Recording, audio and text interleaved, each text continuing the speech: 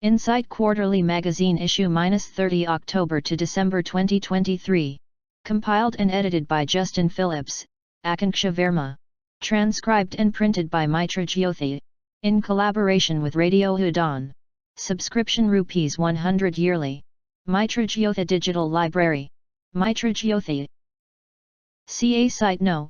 P22, 31st Main, 18th Cross, HSR Layout. Sector 1, behind NIFT College, Bangalore 560102. Phone, 080-2258762 Email, mj.tblibrary@gmail.com. Website www.mitrajyothi.org. Copyright Notice. This book is reproduced in accessible format for people with bona fide print disabilities by Mitra Jyothi, CA Site No. P22, 18th Cross, 31st Main, Sector 1, HSR Layout, behind NIFT College, Bengaluru 560102. Phone No. 2258762 Country Code +91 Bengaluru Code 080. Email mj.tblibrary@gmail.com. Website www.mitrajyothi.org. This book is created for distribution for the print disabled only and in accordance with the Marrakesh Treaty ratified by India on July 24, 2014 and Section 52, 1, ZB, of the Copyright Act, 1957. This accessible format production of the original publication is permitted to be used only by persons with print disabilities. Any further reproduction, distribution to any person without a print disability or any commercial use of this book is strictly prohibited and will be subject to legal action. Content: 1. Editorial. 2. Out and About. 3. The Canopy of Love. 4. Beyond the Shores. 5. The 2 Dear Braille Finger. 6. My Visit to Nepal. 7. Journey from Broken Dreams to Giving Wings to Countless Dreams. 8. Operation Warp Speed. The Untold Story of the COVID-19 Vaccine. 9. Mitra Jyothi News, October-December 2023. 10. News from Radio Udon. 11. Recipe. 1. Editorial. Hello readers. AI, in the form of ChatGPT, has made great strides in the last few months. Job cuts, new ways of business, and new products are all on the cards to revolutionize our lives. On the other hand, a new variant of COVID-19 virus has resurfaced, reminding us to be cautious in our social interactions. Let us not allow the virus to disrupt our lives like it did 3 years ago. Let us be cautious and follow guidelines to prevent history from repeating again. All painful endings are disguised as new beginnings. As the calendar registers 2024, let our faith and dreams be the guiding stars illuminating our path forward. May the new year be a testament to our unwavering resolve to create a world brimming with hope, compassion, and boundless possibilities for generations to come. Let us weave a narrative of triumph over adversity, of compassion amid chaos, and of unity in diversity. In this edition of the magazine, we have a variety of articles about travel, parenting, Braille, COVID vaccine, entrepreneurship and much more. As the weather turns cold, let the reading bring you warmth, pleasure, and lifelong learning. If you would like to contribute an article, our doors are always open. Happy reading! Justin Phillips, Editor. 2. Out and About. Sunflowers famously turn their faces to follow the sun as it crosses the sky. But how do sunflowers see the sun to follow it? New work from plant biologists at the University of California, Davis, published October 31 in PLOS Biology, shows that they use a different, novel mechanism from that previously thought. This was a total surprise for us, said Stacy Harmer, professor of plant biology at UC Davis and senior author on the paper. Most plants show phototropism, the ability to grow toward a light source. Plant scientists had assumed that sunflowers' heliotropism, the ability to follow the sun, would be based on the same basic mechanism, which is governed by a molecule called phototrophin and responds to light at the blue end of the spectrum. Sunflowers swing their heads by growing a little more on the east side of the stem, pushing the head west during the day and a little more on the west side at night, so the head swings back toward the east. Harma's lab at the UC Davis College of Biological Sciences has previously shown how sunflowers use their internal circadian clock to anticipate the sunrise and to coordinate the opening of florets with the appearance of pollinating insects in the morning. Growing toward light. In the new study, graduate student Christopher Brooks, postdoctoral researcher Hagata Potamian and Harmer looked at which genes were switched on, transcribed, in sunflowers grown indoors in laboratory growth chambers, and in sunflowers growing in sunlight outdoors. Indoors, sunflowers grew straight toward the light, activating genes associated with phytotrophin. But the plants grown outdoors, swinging their heads with the sun, showed a completely different pattern of gene expression. There was no apparent difference in phytotrophin between one side of the stem and the other. The researchers have not yet identified the genes involved in heliotropism. We seem to have ruled out the phytotrophin pathway, but we did not find a clear smoking gun, Harmer said. Blocking blue, ultraviolet, red, or far red light with shade boxes had no effect on the heliotropism response. This shows that there are likely multiple pathways, responding to different wavelengths of light, to achieve the same goal. Upcoming work will look at protein regulation in the plants. Sunflowers are quick learners. When plants grown in the lab were moved outdoors, they started tracking the sun on the first day, Harmer said. That behavior was accompanied by a burst of gene expression on the shaded side of the plant that did not recur on subsequent days. That suggests some kind of rewiring is going on, she said. Apart from revealing previously unknown pathways for light sensing and growth in plants, the discovery has broad relevance, Harmer said. Things that you define in a controlled environment like a growth chamber may not work out in the real world, she said. Spinal implant breakthrough. The mobility of a man with advanced Parkinson's disease has been restored using an electrical implant placed on his lower spine, according to a study published yesterday. Experts caution the technology, if successful in expanded clinical trials, would not be commercially available for 5 to 10 years.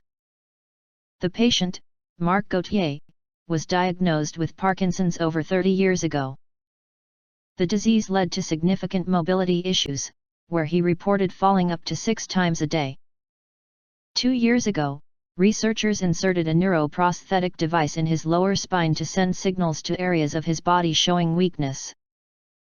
The procedure corrected Gauthier's irregular manner of walking and allowed him to go for miles at a time without falling. Parkinson's is the second most common neurodegenerative disease in the world, afflicting over 6 million individuals. The disease stems from the premature decay of dopamine-producing neurons in the midbrain. Treatments typically involve mimicking dopamine in the relevant neural region, though their efficacy declines over time. A recent undersea volcanic eruption has led to the formation of a new isle off the coast of Iwo Jima, about 1,200 kilometers south of Tokyo, Japanese researchers have said. Part of the Ogasawara Islands, the new isle consists mainly of rock masses formed north of the eruption site. It could grow larger if volcanic activity continues, according to the Earthquake Research Institute at the University of Tokyo. Setsuya Nakata, a professor emeritus of volcanology at the University of Tokyo, said magma has been erupting underwater known as a phreatomagmatic eruption for some time around Iwo Jima, with the magma solidifying as rock below the surface. But after an eruption on October 30, the solidified magma that has been piling up started to break the surface, causing the new isle to form, said Nakata, who flew over the site on Friday. In an earlier stage, a vertical jet of black color, debris which is a solidified magma and water gushed upward, Nakata said. Since November 3, the eruption started changing and the emission of volcanic ash continued explosively.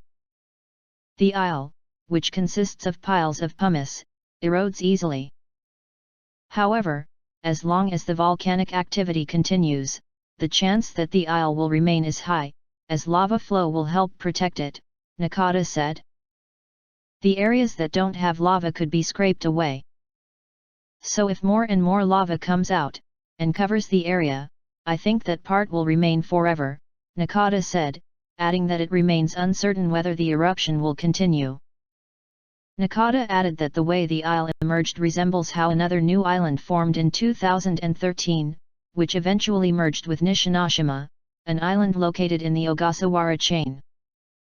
Nishinoshima was also created from an underwater volcanic eruption, eventually growing to about 2 kilometers in diameter. There is a possibility that the new island could merge with Iwo Jima if the eruption continues, Nakata said. According to the meteorological agency, volcanic tremors have been detected on Iwo Jima every few minutes since around October 21, followed by eruptions off the southern coast. Iwo Jima is an active volcano to the south of Ogasawara Island. It is also about 60 kilometers north of the Fukutoku Okinoba underwater volcano, which had a major undersea eruption in 2021. In July 2022, a magmatic eruption was recorded for the first time off the southeastern coast of Iwo Jima, along with a free-toe-magmatic eruption. That was followed by another eruption in June and another one in October. Australian farmer gives crocodile taste of its own medicine. Northern Territory cattle producer Colin Devereux knows he is lucky to be alive after being attacked by a 3.2-meter saltwater crocodile. Cattleman Colin Devereux was attacked by a crocodile in mid-October and is getting ready to leave hospital. In his struggle to survive, he said he bit the crocodile on the eyelid. The last fatal crocodile attack in the Northern Territory was in 2018. The veteran cattleman from Twin Hill Station is set to walk out of hospital this week after spending nearly a month in Royal Darwin Hospital receiving treatment. The attack happened while on his way to do some fencing near the Finis River last month. He stopped at a billabong after noticing fish swimming in the middle of the retreating waterway. The water had receded and it was down to this dirty water in the middle. I took 2 steps and the dirty bastard, the crocodile, latched onto my right foot, he said. It was a big grab and he shook me like a rag doll and took off back into the water, pulling me in. Biting croc's eyelid leads to escape. Mr. Devereux, who is in his mid-60s, said he tried kicking the crocodile in the ribs with his left foot and then tried biting the animal back. I was in such an awkward position, but by accident, my teeth caught his eyelid. It was pretty thick, like holding onto leather, but I jerked back on his eyelid and he let go. I leaped away and took off with great steps up to where my car was. He chased me for a bit, maybe 4 meters, but then stopped. Mr. Devereux said he got a towel and some rope to strap up his leg and stop the bleeding. His brother then drove him 130 kilometers to the hospital where Mr. Devereux has been receiving treatment for his wound ever since. Biggest problem was having to clear out all the bad bacteria from the wound. So all of the billabong water full of mud, goose shit, duck shit, and crocodile teeth marks, he said. My foot and leg was opened up bad and over 10 days in a row, I think, they had to flush it. He received a skin graft earlier this month and said he could feel his toes, and doctors were hopeful he could walk out of hospital this week. It all happened in about 8 seconds, I reckon, he said. If the crocodile had bitten me somewhere else it would have been different. It means I've got to change what I do.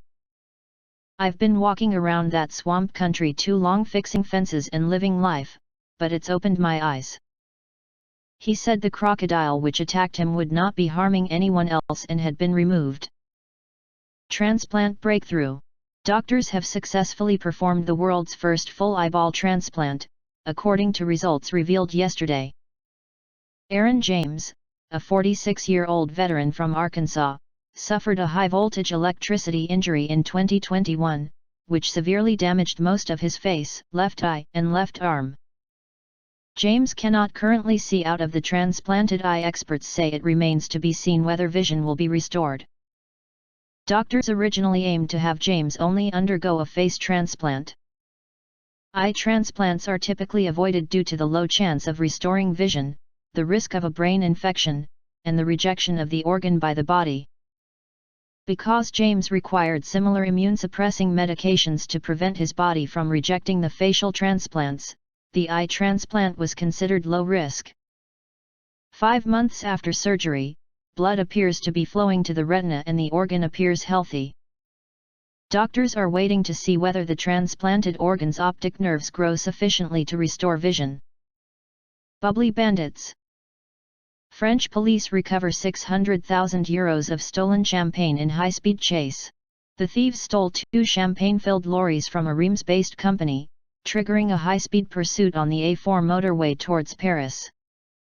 In the heart of the Champagne region near Reims, France, a dramatic incident unfolded on Saturday, November 11, as thieves made off with 2 truckloads of champagne valued at a staggering €600,000. The targeted lorries, full of Moët and Chandon bottles, were reported stolen from a Reims-based company between Friday evening and Saturday morning. Thanks to the tracking device, the stolen vehicles were quickly located on the A4 motorway between Reims and Paris. A high-speed chase ensued, involving 2 police cars, attempting to stop the culprits. Despite the intense pursuit, the thieves managed to escape. In an attempt to shake off the pursuing officers, the drivers of the stolen lorries carried out abrupt swerving maneuvers. As one of the lorries was forced to slow down, the driver leaped out and was swiftly picked up by a saloon car following the convoy, making a hasty escape. Simultaneously, the second stolen lorry took the next exit, and was later discovered abandoned without its driver. A full investigation to uncover the identity of the thieves is underway. Fortunately, the liquid loot was successfully recovered, intact and unharmed. A pond in Hawaii has mysteriously turned bright pink, with experts voicing concerns about the bizarre phenomenon. Curious onlookers have been flocking to the pond after images first appeared on social media. Volunteers at the Kealia Pond National Wildlife Refuge on Maui, some of whom have been around the water for 70 years, say they have never seen anything like it before. Brett Wolf, the refuge manager, said he was first alerted by someone walking on the beach who told him, "There's something weird going on over here." But while it may look fun, officials think the cause of the pond turning pink could be more concerning. Maui has been experiencing a drought which scientists say may be responsible. Toxic algae was first considered a suspect, but lab tests found it was not the cause of the color. Instead, an organism called halobacteria might be the culprit. Halobacteria are a type of archaea or single-celled organism that thrive in bodies of water with high levels of salt.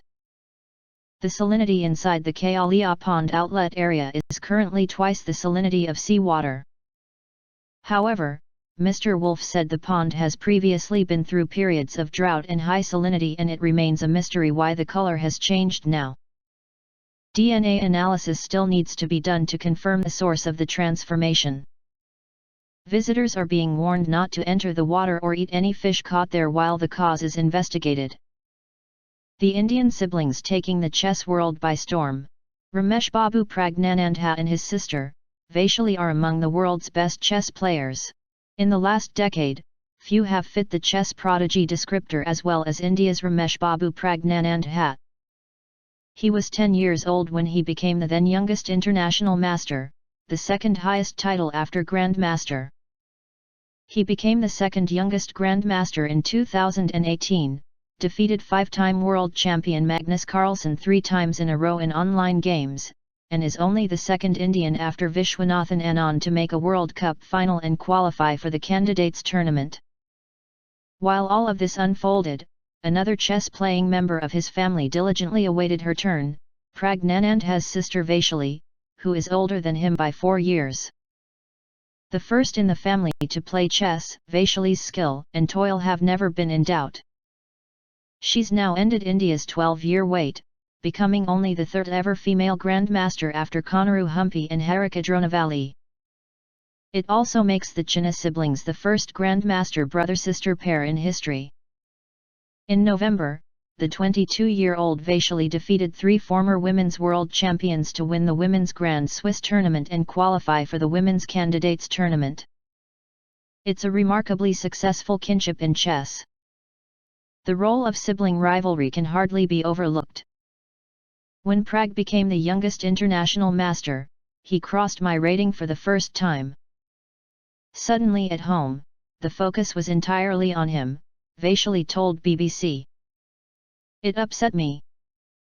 I don't think I managed those emotions well, she says, and adds that this took a toll on her playing. Vaishali and Ramesh are the first ever brother-sister duo to make the candidates. When they began training under Grandmaster R.B. Ramesh as kids, Vaishali was the higher-rated player of the two. Over the years, their journey in the game took different paths, and it was often accompanied by stabs of envy for the one trying to keep up. It's never easy for the sibling who's on the other side, says Ramesh. For the longest time, as recently as the World Cup in August, the media would turn up at their home in large numbers after every major result from Pragnanandha and ask Vaishali how it felt to be his sister, or ask their parents how proud they were of their son. I think somewhere in her head it converted into pressure. The pressure to perform and not be ignored, says Ramesh. The urgency to get to a Grandmaster title and not be cast into oblivion was visible in her confounding opening choices at times. I would look at her live games sometimes and wonder, why is she playing this? I could sense the desperation and pressure. What she's been doing well lately is sticking to what she knows best. The results are showing, he says. Pragnanandha and Vaishali's relationship evolved over the years, and the pandemic phase brought the siblings closer. Today they're each other's fiercest mascots and closest confidants. During the pandemic, we really got talking about all sorts of things that perhaps we never did before. He has a lot of confidence and clarity. Sometimes when I'm feeling lost or unsure, I turn to him. He often has the right answers, Vaishali says. Not too many others in chess have someone they can go back to, a family member, or an active player with whom they can analyze games, and talk chess for hours. It's only now that I think that we both really value this privilege, she adds. Vaishali has qualified for the Women's Candidates tournament. At the Asian Games in October, Vaishali dragged Pragnanandha along on an hour-long walk and bawled to get a bad game out of her head. The rest of her Indian teammates had drawn their respective games in the women's event, but her loss to Tan's Hongai had seen India fall to China. Overcome with emotion and disappointment, she decided not to play the next tournament on her calendar, the Qatar Masters. Pragnanandha managed to talk her out of it. It worked well for her. She finished the tournament as one of its best women's players and earned her third and final Grandmaster norm. At the Grand Swiss tournament that followed, they shared a playing hall, and Pragnanandha was seen walking over to his sister's board during her games to see how she was doing. The Indian siblings are a contrast in temperament. Pragnanandha is extroverted, fun-loving, and gregarious. Vaishali is quiet, introverted, and prone to overthinking. The latter comes with a mind that is built for brutal self-admonishment. Despite a major win at the Women's Grand Swiss and Candidates qualification, Vaishali couldn't stop thinking about her narrow GM title miss. India chess prodigy's remarkable impact on the sport. Over the board, Pragnanandha has shown incredible defense skills and level-headed play. Vaishali is the sort of tenacious attacker who can play a line that's not particularly favored by chess engines, sacrifice a number of pieces, create a web of tactical complexities and smother the opponent. She demolished international master Leah Garifullina in this exact manner at the Women's Grand Swiss. In another game at the same tournament, she crushed former world champion Maria Musicuk in 23 moves after the latter overreached, inviting the Indian to employ a devastating attack.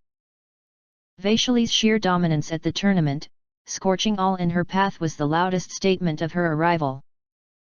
It's almost like a family-run startup on a chess excellence mission. Having the most promising male and female Indian chess player in the country coming from the same family is a pretty remarkable sight.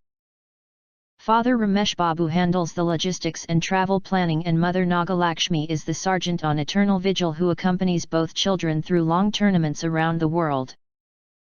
No glib PR work goes into their image building.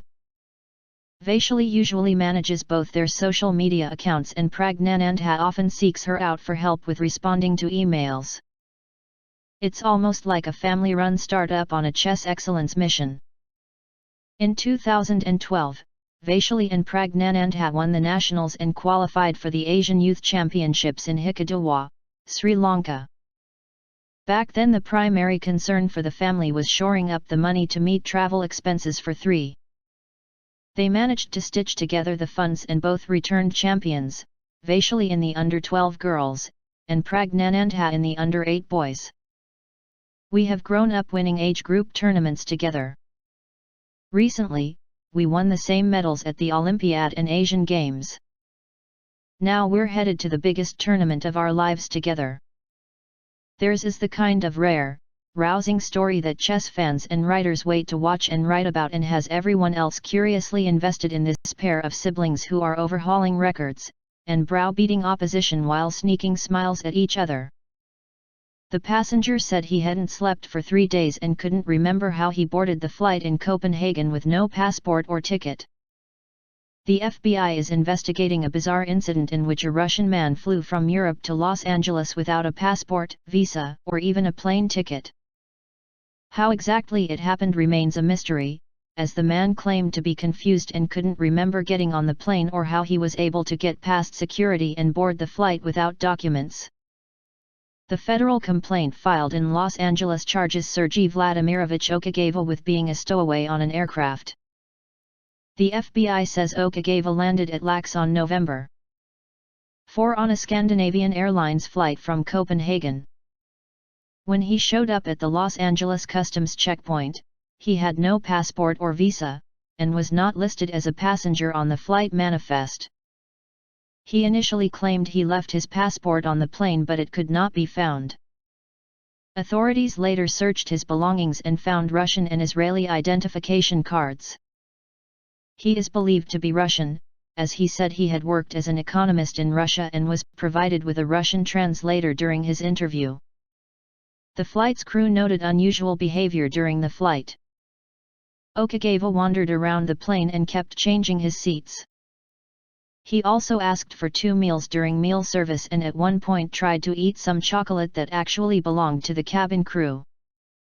The next day, when he was interviewed by FBI agents, he claimed he had not slept for 3 days and did not understand what was happening. He also said he didn't remember getting on the plane in Copenhagen or how he got through security without a ticket. The FBI said while aircraft crew members conducted head counts for their individual sections before the flight, those were intended to ensure the plane was balanced for landing and takeoff. It was only after the flight landed and the matter investigated that the airline discovered its passenger count was 1 person above the manifest. The FBI says the investigation is still ongoing. Oct-Dec is being held at the Metropolitan Detention Center in downtown Los Angeles and is expected to be in court later this month. Morning sickness breakthrough. Cambridge researchers discovered a single hormone produced by the fetus is the major cause of morning sickness, the persistent, first trimester nausea and vomiting that affects more than 2/3 of pregnant women.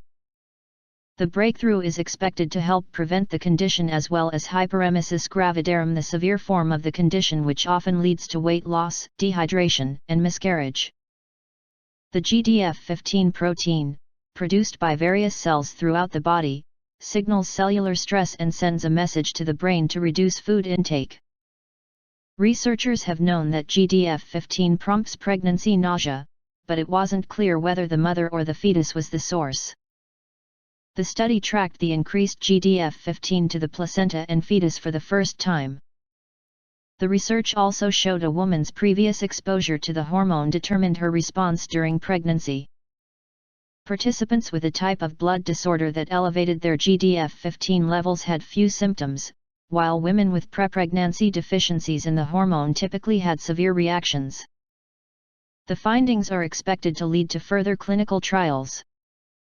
3. The canopy of love. Man. It's 8:30, he jumps in through the door. Are we running behind schedule, Mick pal?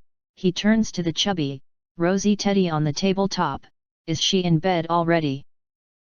The orange night lamp continues to glow as I pull the quilt over my face, quivering with laughter behind sealed lips.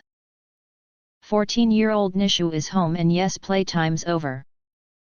We call it a day around between 8:30 and 9 each night. After 8, screens are shut, and we're sharing, caring, and cuddling. A neighbor of mine once teased me, "Aren't you going to wait for me to return from office? You're the only one in the building that calls it a day before 9. She whines childishly. The grocer met me in the elevator, and while pushing the 5th floor button and juggling some pulses, salt and goodies, said, "I'll bring your groceries soon." Priya Diddy goes to bed early, you know, right? I'll deliver the groceries to her place first and be back in a jiffy. Well, this neighbor friend and I have aligned a mutually convenient time where we talk whilst she walks the park and I swing each morning before our office schedules. Where there's a will. With God's energy and unwavering support, Nishu and I have been sailing through this beautiful journey called life, though not a cakewalk all along. This decade has been largely rewarding as both of us connect/disconnect on and off, learning, jumping into each other and growing out of old uncomfortable thinking patterns. Mickey and Minnie are 2 teddy bears and another little one named Goofy. If you happen to drop in, you'll meet Nishu and me, for the 3 teddy trio are an invisible but indispensable part of the family. Growing up good girl, I always managed to follow the book. An obedient daughter, fine student on the first bench. With Nishu stepping into the drama of life, there was much for me to learn. Until 7th grade or so he was doing fine. Then, he began to steer in a different direction, tucking books in a corner and moving outward. I believe there's a method in his madness, but something within myself I needed to work on. Although my mind had begun to accept him for the unique person he is blooming to be in his own skin, lessons of life gradually sunk in. For him, playtime is as important as office is to you. Shared an HR manager friend, non-parent, over the phone one Sunday morning as I sat by the coffee table with the earphones plugged as we were on a call. I'd invariably find my buttons being pushed and myself flying off the handle. Yes, perfectly accepting the child for who he is, my mind begins to gradually digest traits of his nature that are understandably different from mine, but I'd often find myself being put on the spot. Each time, when one situation is sorted out, another one emerges, and guess what? Just when you feel the tough gets going. Had Nisha not come into the drama at the perfect time he's supposed to enact his role of the son character with me, Mom, what reason would there be for me to step out of my comfort zone and expand horizons? Why would I ever stretch myself emotionally? Nisha's responses and remarks are like bitter pills, though perhaps not great on the palate of the tongue, need to be taken in. You always say you'll shut the door and go to bed by 8:30, Mom, he grins, but you're actually sitting up waiting for me even on evenings I return after 9. I say nothing but sit in solitude during swing time next morning. This kid is something, isn't he? My mind and I schedule a meeting with each other. Nisha knows deep down that home is a place. Home is a place where, when you have to go there, they have to take you in. Robert Frost. Have my thoughts and actions been misleading Nishu and sending him mixed signals? Yes, home indeed is a place to want to come to the security and love that the outer world cannot compensate for, but have I been walking my talk? My words are losing weight because Nishu has figured, through repeated experiences, that the ground rules are laid down but easily bent to accommodate him at all times. Because of my actions contradicting my words, the child is beginning to take things for granted, including the security, intimacy, and connection home offers. We decide and discuss that playtime begins at 6 up to 8 p.m. during evenings, but the kid invariably gets to come in later. Even after consistent late timings, which he has been conveniently choosing by himself. Getting bent out of shape and causing strife isn't going to get me anywhere. It's me that needs to learn here. By allowing the action once, what signals am I sending across? Repeated actions are being reinforced. Once done and left unchecked, the message that Nishu has picked up is, if I step in at 8:30 today and there's been no correction means all is well. That allows his mind to endorse this as acceptable. The next evening, the kid stretches things a little more to 8:40. For me, it's been good work to accept Nishu as a different sort of personality as opposed to what Priya was as a little girl. What worked with my parents for me at that point in time, may or may not work with Nishu now. It's about trial and error, it's about driving into narrow lanes and bumping into no-entry zones before changing directions. Life, parenting being only one part of it, is all about resolving that jigsaw puzzle, pulling your hair out whilst you put that last piece together only to be handed another one. Play timings being laid down as family guidelines is only one illustration of the larger picture. It was time for me to check and change where else have there been leaks. Have I been scattering around unintended words so much that they seem to have lost power? Well, as Albert Einstein puts it, if I had an hour to solve a problem, I'd spend 55 minutes thinking about the problem and 5 minutes thinking about solutions. I heave a sigh of relief, and treat myself to a cup of ginger tea and some cookies. This is a step in my journey. Now that the diagnosis is done, let's get to the execution part of the plan, shall we?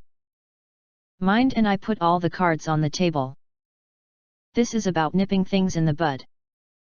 Priya was a little girl who learned by listening. Nishu was a type who learned through experience. He has to experience the flame to know that it feels uncomfortably hot. Well, having said that, we need to work this in a way that the lesson is learned and unaccepted behaviors are nipped in the bud. One evening as Nishu collects his racket and water bottle, ready to hop out to play, he waves bye to me as I log out of work and collect my little pouch for a walk up the building terrace. Food will be on the kitchen counter, sweetheart, I say in a matter-of-fact tone, and, in case we don't see each other, since I go to bed early, I'll see you in the morning. He listens and hops off. It's going to take a while for the shift to happen. For a while now, I had been enforcing and reinforcing contradictory rules. Saying one thing but acting out another so it wouldn't come as a surprise that these words fall on deaf ears. Well, expectedly, they did. But, I choose to stick to what is decided upon. The first evening, he came home later than was decided upon. All these years of both of us living by ourselves have made him responsible enough to understand what and where food will be lying. It's time for me to step back, detach, and observe situations from a bird's eye view.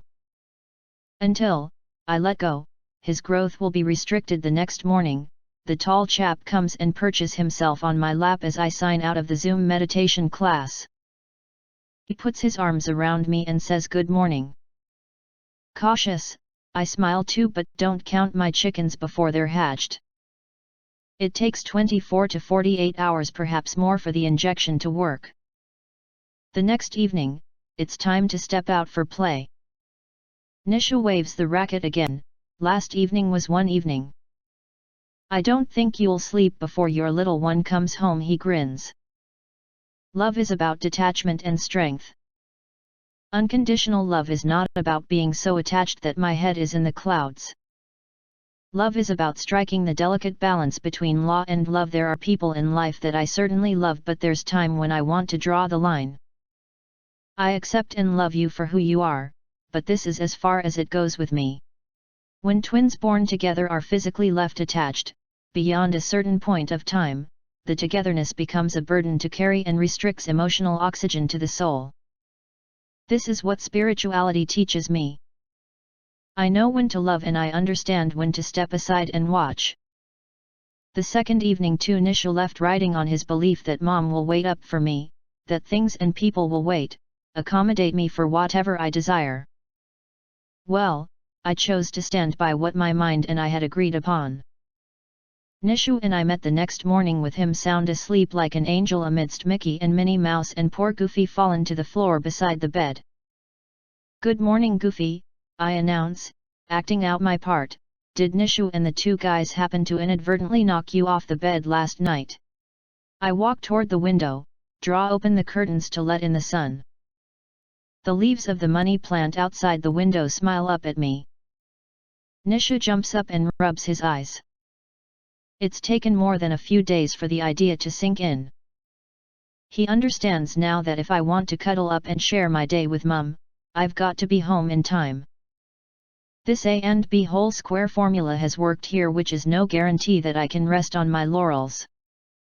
One step at a time, one day at a time, one situation at a time, let's just cross bridges when we come to them. The underlying idea is connection, the connect. As he steps into 10th grade, out of school and into university, the space, security, and emotional anchor that home provides, will work its magic and attract the young man to this sacred canopy of love despite cardboard props or any elusive attractions the outside world and teen company may offer. My focus is to ensure I tend, nurture, and water the seed. With caution and care, the buds and leaves at the top will take good care of themselves. Pile Jethra, Mumbai. 4 Beyond the Shores. Before losing my eyesight, I cherished travel as one of my greatest passions. But when my vision faded away, the world transformed into a different place. I reluctantly abandoned my dreams of exploring new destinations on my own. However, with the assistance of innovative technology, I started to regain my independence and reduce my reliance on others. Over the past 2 years, I took up solo journeys to various Indian cities, made possible by these life-changing technologies. However, during my recent visit to Dubai for the annual Accessibilities Expo, my perception of accessibility underwent a profound shift. I realized that genuine accessibility is not solely about assistive technology. It encompasses the very fabric of our infrastructure. In India, I distinctly remember navigating footpaths riddled with potholes, deteriorating structures, uneven terrain, and vendors obstructing the way. In stark contrast, Dubai boasted well-maintained footpaths, complete with ramps. Even the smallest shops had ramps, and accessible pathways were available on beaches. The only place that my friends who use wheelchairs would not find the ramps was the desert. I even gave the roads a thorough cane scan, but guess what?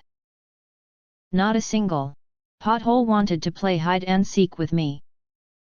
In India, crossing a road independently was a formidable challenge, with vehicles rushing from all directions.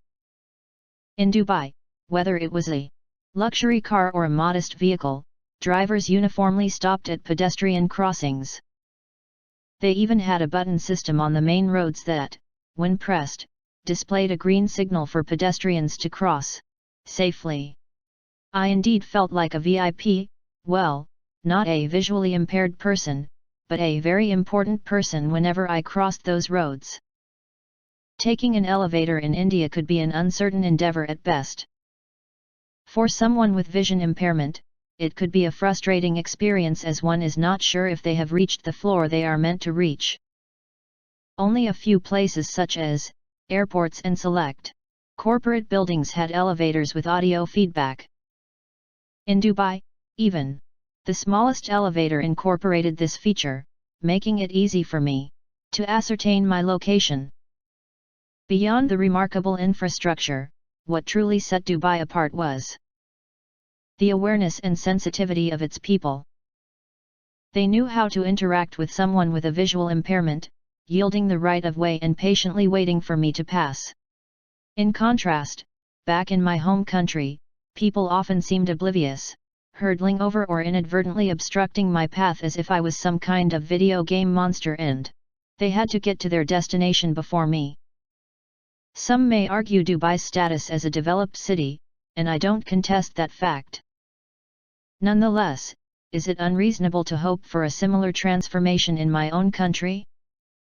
While developers create advanced and often costly assistive technology, one can't help but wonder why we don't invest more in making our infrastructure more accessible. The government often distributes assistive technology products, sometimes without considering the actual needs of the recipients. Could these resources not be redirected toward creating a more inclusive infrastructure? Just pass me a cane, a smartphone for directions, and some friendly pathways, and watch me go from Kashmir to Kanyakumari all on my own. It's like having a personal tour guide in my pocket. I am sure my friends with visual impairment would agree with me. I'm not here to blame. I'm simply sharing my thoughts. As someone who calls this country home, don't I have the right to live with independence and dignity? Enhancing accessibility and improving our infrastructure could make a world of difference, allowing people like me to lead more fulfilling lives in the land we proudly call our own. Aishwarya. 5. The two-dear Braille finger.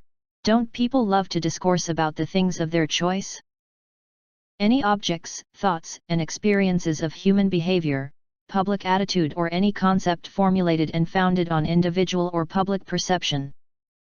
Yes indeed, they converse, and even sometimes it so happens that once they embark upon it, they just go on conversing so endlessly that one finds it so tedious that he or she indispensably says, "It is too much, let us please switch over to something else, as it is beating and biting brains."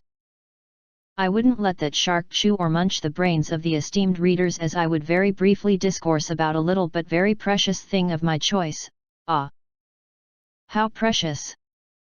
I must say from the very bottom of my heart and soul that it is too dear to me, and hence, I call it dear Braille finger, both in the sense of it being precious as well as ardently loving to me. The blind or the visually impaired techies who do not require or like reading Braille are supplicated not to go in a huff and not at any cost feel riled up. Anyway, it goes herein as under. Whatever to you is important, mine is too. Whatever you need, I may need too. You may have something which I can't see, I too may have something which you can't see. It is just a question of seeing and not seeing. Many a time it also happens that even you have something and yet you can't see, you do have that thing but still you can't see it. Yes, you can't see your very own thing that you do have. Just think of it and you will find it yourself. I am not bothered. After all, why should I? You see and then you touch. I touch and then I see. That's the difference, and so, we are differently abled. The trouble is that only I am called differently abled, not you, though you are differently abled too. Indeed, each one is different in his or her own ways, and the ways of each one's being abled are also very different. Then why am I only called differently abled and not you? Well, that question always agitates my mind. But, here I leave it aside for a later discourse sometime in the future. Our fingers are very important, though many of us conduct and manage our life without fingers. Little finger, ring finger, middle finger, forefinger, and the thumb. But I shouldn't talk of the thumb lest some Dronacharya chops it off and takes away from some Eklavya who has to manage in the battle of life without it. Well enough, you have heard and seen of all the fingers. But, what about the Braille finger? It is just one of the above fingers. Well, you may substitute it with the forefinger. I acquired and evolved it in Lucknow in 1976 when I learned to read Braille. Its acquisition and evolution were so sudden that I was struck with wonder. I was able to read and write within a week or two. And that is why I love it so dearly. Ever since, my Braille finger has helped me tremendously in countless ways and indeed, brought me a very unique happiness of life. But, while working in the kitchen, I mean washing, mopping, cooking or making tea or coffee, telling the beads of the rosary in prayers, or for that matter lighting incense sticks while in my prayers, I am very often struck with fright, lest my Braille finger be burnt, depriving me of my tactile perception. Many times, my friends and companions in life, new and lifelong, have repeatedly said, "Hey, your actual ability is so pleasant, your tactile powers are so unique that was never felt elsewhere." To which I simply laugh it away and reply, it is just because of my reading Braille with my Braille finger, which is very dear to me. Very often, I have felt as if I am nothing without Braille, nor I am anything without my Braille finger. Many times, I have felt that whatever God and my divine Muse Mother Sharda fetch and render to me, fetch and render through Braille and Braille finger only. Yes, indeed, our Braille finger has the unique power of touch. Our Braille finger ought to remain safe, sound, and secure.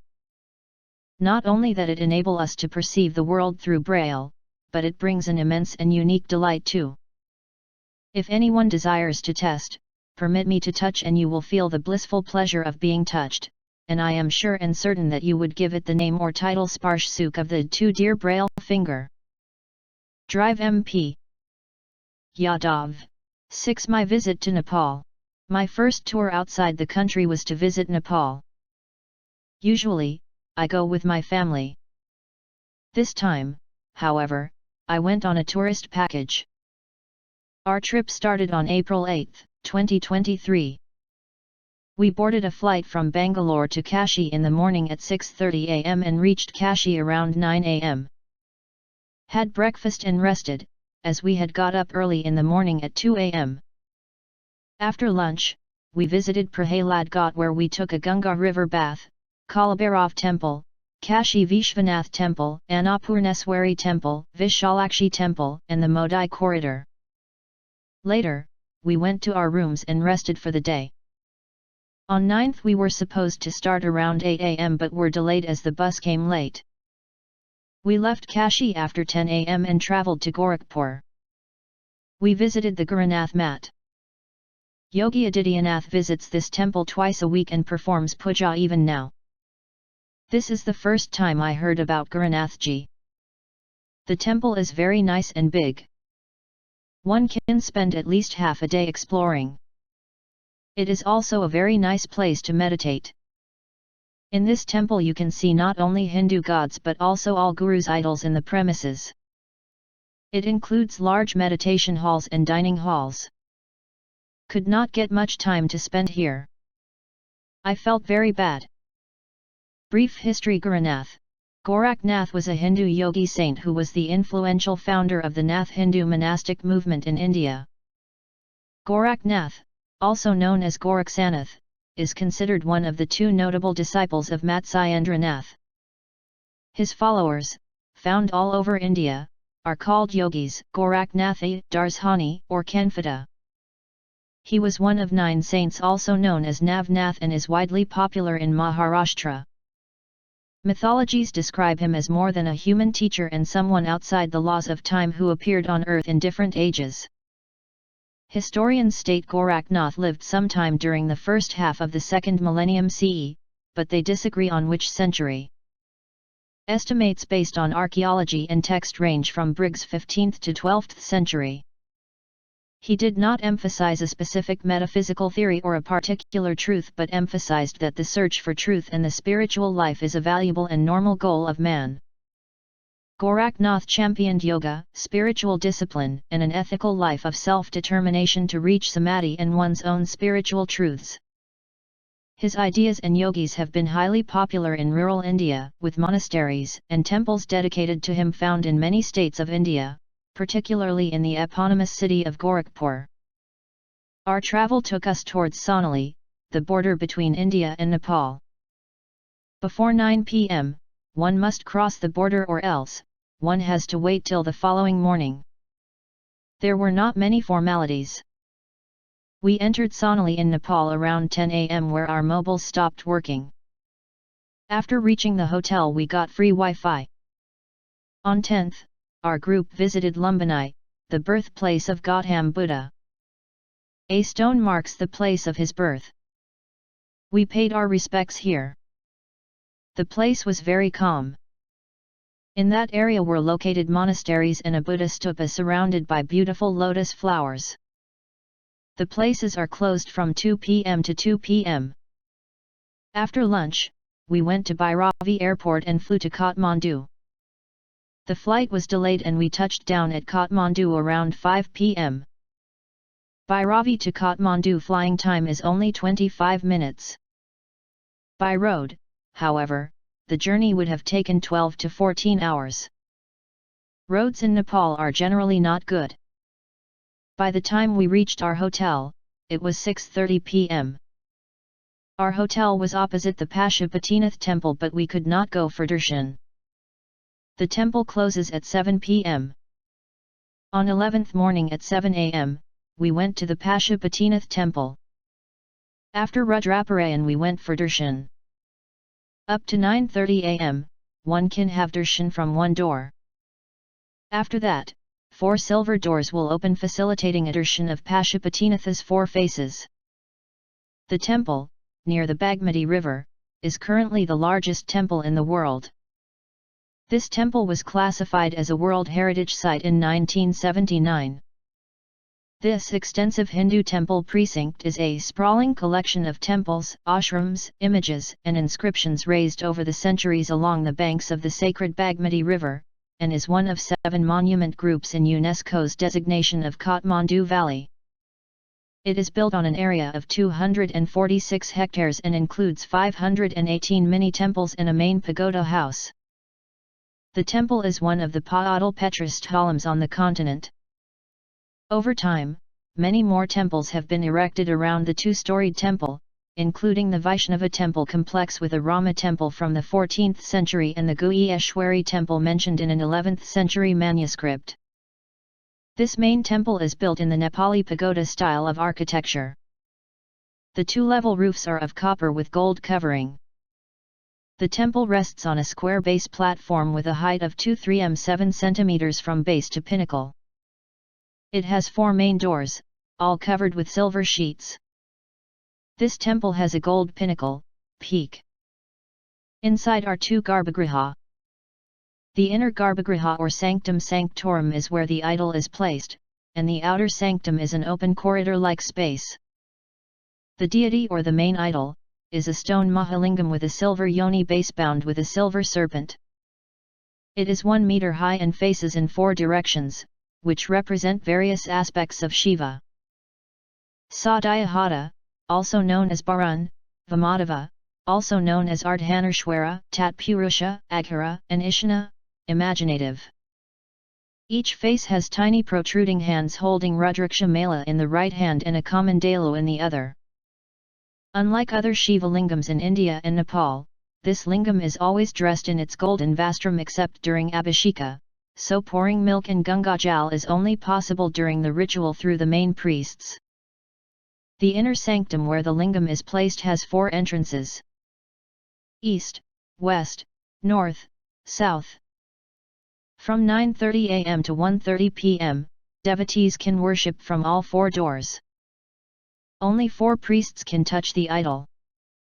Daily rituals of Pashupatinath are carried out by 2 groups of priests: the Bhatta and the Rajbandari. Bhatta perform the daily ritual and can touch the lingam, whereas Bandaris are helpers and temple caretakers who are not qualified to perform puja rituals or to touch the deity. The Pashupatinath Area Development Trust is selective regarding who is allowed entry into the inner courtyard. Practicing Hindus of South Asian diaspora and Buddhists of Nepali and Tibetan diaspora are only allowed into the temple courtyard. Practicing Hindus of Western descent are not allowed into the temple complex and must go no further than other non-Hindu visitors. An exception is granted to visit outside the Garbhagriha. After darshan of Pasupatinath temple, we visited Shanghai to see 140 feet Shiva statue.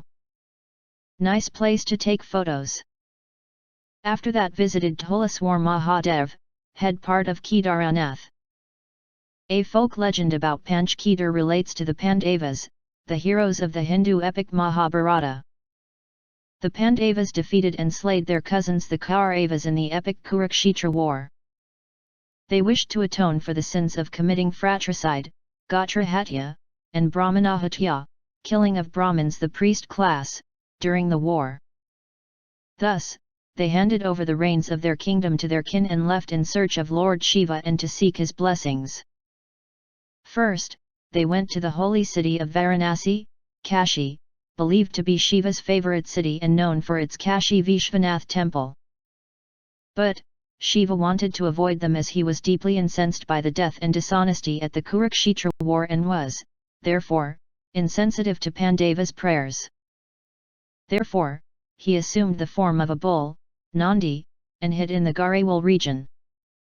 Not finding Shiva in Varanasi, the Pandavas went to Garhwal Himalayas. Bhima, the second of the 5 Pandava brothers, then standing astride 2 mountains, started to look for Shiva. He saw a bull grazing near Gupta Kashi, hidden Kashi, the name derived from the hiding act of Shiva. Bhima immediately recognized the bull to be Shiva. Bhima caught hold of the bull by its tail and hind legs. But the bull-formed Shiva disappeared into the ground to later reappear in parts, with the hump raising in Kedarnath, the arms appearing in Tungnath, the face showing up at Rudranath, the nabhi, navel, and stomach surfacing in Madhyamaheshwar and the hair appearing in Kalpeshwar. The Pandavas, pleased with this reappearance in 5 different forms, built temples at the 5 places for venerating and worshipping Shiva. The Pandavas were thus freed from their sins. It is also believed that the front portions of Shiva appeared at Dolshwar Mahadeva temple. After having lunch, the group visited Bhaktapur, the old capital of Nepal, saw old palaces, old lake, Durbar Square, and Dattatreya's birthplace. The following day, while a few people went to the mountains by flight, the rest of us visited Old City Patan. But few of us visited Pasupatinath temple as we were not satisfied. We visited Lalitpur Kumari, living goddess. Here they have the custom of identifying one girl around 5 years old who, till her reaches puberty, is worshipped as a goddess. She is supposed to not come out. She will not walk. They will treat her like a goddess. Only for 13 days can she come out during festival time at the temple. Whoever is selected for this honor, their family also will get accommodation. Teachers will come and teach the lessons. Also in Patan, the oldest city of Nepal, we visited Venugopal Swami Mandir and Palace. Afternoon, we visited Buddhanilkantha temple, another famous temple in Kathmandu. It is a tourist attraction and is open throughout the day. It is carved from a single block of stone. The Buddhanilkantha statue is about 5 meters in length. It lies in a reclining position inside a tank of water. Some people associate Buddhanilkantha's name with Gautama Buddha since its pronunciation is closely similar, but this is not a correct fact. Though the temple is named Buddhanilkantha, its name does not come from the Buddha. Buddhanilkantha instead has a Sanskrit origin that means old blue throat, a title of Lord Shiva that was given by gods after the Lord drank poison to save the world. The statue symbolizes Lord Vishnu, who is regarded as one of the Trimurtis, along with Brahma and Shiva. According to legend, the spring that feeds the pond in the Buddhanilkantha temple is connected to Gosaikanda, which makes it have a direct connection to the water source from Lord Shiva. This is the reason why its name is dedicated to Lord Shiva, even though the statue is dedicated to Lord Vishnu, since the water pond on which the statue lies has its source to Gosaikanda dedicated to Lord Shiva, which was the result of him drinking the poison and storing it in his throat, resulting in him having blue throat. This temple is regarded as a sacred place for Hindus but is equally well venerated by Buddhists, who consider the Murti to be Buddha. Here Narayan is seen with a big smile. Still unable to register how that heavy idol is floating on the water. Next visited Gajayeswari Mata temple, which is one of the Sakta Peeth. Belief is that the goddess is in the Kalasa. Next day, we were supposed to visit Mutinath, one of the 108 Divyadesas. This is the 106th one. Divyadesa means one of the 108 Vishnu and Lakshmi temples that is mentioned in the works of the Alvars, the poet saints of the Sri Vaishnava tradition. Of the 108 temples, 105 are in India, 1 is in Nepal, and the last 2 are believed to be outside the earth in Tiruparkadal and Vaikuntam. In India, they are spread over the states of Tamil Nadu, 84, Kerala, 11, Andhra Pradesh, 2, Gujarat, 1, Uttar Pradesh, 4, and Uttarakhand, 3. Muttinath is the only Divyadasam in Nepal. The Divyadasams is revered by the 12 Alvars in the Nalayara Divya Prabandham, a collection of 4,000 Tamil verses. The Divyadasams follow either Tenkalai or Vedikalai modes of worship. So we got up early in the morning to go to the airport. The flight was from Pokhara to Jumsum and from there, go by road to Muttinath. Recently there are helicopters from Pokhara directly to Muttinath. Our tourist guide booked a flight. All the checking had been done. In Nepal, domestic flights are very tiny like buses. It is called ATR. Due to bad weather, our flight had not taken off in spite of waiting till 10:30 am. After they cancelled the flights, we came back to the hotel. After lunch, went on a boat ride in Pokhara Lake and had the darshan of Tala Bear Temple. April 14 was Nepal New Year Day. We went to the Gupteswar Mahadev Temple. Here we have to walk down a very steep and skiddy path where walking is very difficult. Those people having knee pain must avoid going to this temple. Here the idol is drinking milk from a cow. We stopped to admire Devi's Falls and Bindavasani Temple, which I liked very much. As our flight was cancelled to Muttinath, we started to Muttinath by road. The road was horrible and I could not sit comfortably in the jeep. We reached Muttinath around 12:40 p.m. Walking is not very difficult, similar to say Kedar and Yamunotri. We need to walk 1 kilometer in around 750 steps. Better to take oxygen tablet for altitude sickness before walking because when you are going higher, it is difficult to breathe. We took oxygen tablets and started walking. Within half an hour I reached Muttinath. Took bath under the 108 water spouts of the Gomukha waterfalls. As the water flows from the Himalayas, it is very cold. After the bath, took a dip in Papkund and Punya Kund, and then had darshan. If you take a dip in this pond, the belief is that our Punya and Papa will become 0 resulting in moksha. To our luck, that day up to 4 p.m., the weather was good. We did not get accommodation at Jimsum, so we travelled back to Pokhara. Around 12 am, we reached Pokhara. The next day we rested for half a day. Then we visited the viewpoint where we could view sitting Shiva idols, Ganesha, Durga, Surya, and Vishnu Panchayatana. As we went by bus, it did not reach the top. We had to walk the rest of the way, which was steep. Only a few went up to the viewpoint. Cars and jeeps can go till the viewpoint. After that we went for Ganga Aarti. Next day, our trip took us to Manakamana where we reached around 1 p.m. Dedicated to goddess Bhagwati, an incarnation of Parvati, it is situated in the village of Manakamana in Gorkha district, Gandaki province. Pilgrims can take the Manakamana cable car, which was built in 1998 for about $7.5 million. It is a 2-story temple and is built in the traditional Nepalese pagoda style, features an ambulatory outside, and spans over 3.8930 square kilometers. By the time we arrived, it was very crowded. We lost hope of getting darshan. We sent our offerings to Devi through someone. Later, they allowed me with my parents directly. The main priest made me touch the deity. I felt very happy and he gave me goddess bangles also. I get goosebumps whenever I recollect that incident. After that, we headed to Kitwan. It is the Goa of Nepal. There is no sea, only pubs and a lot of hotels. As soon as we entered Kitwan we saw a rhinoceros. On the road, people were taking photos. The next day morning visited the rhino safari with enthusiasm. I could see only a few deer and monkeys. Even forests are also not very well maintained. Everyone was upset. After the safari, we started towards Janakpuri. Here we visited Janak Raj Palace, Sithaswayamvaram Mantap, and Salagram Mandir. Sometimes Modi also visits this place. Earlier, it was in a very bad condition. Now it has improved a bit.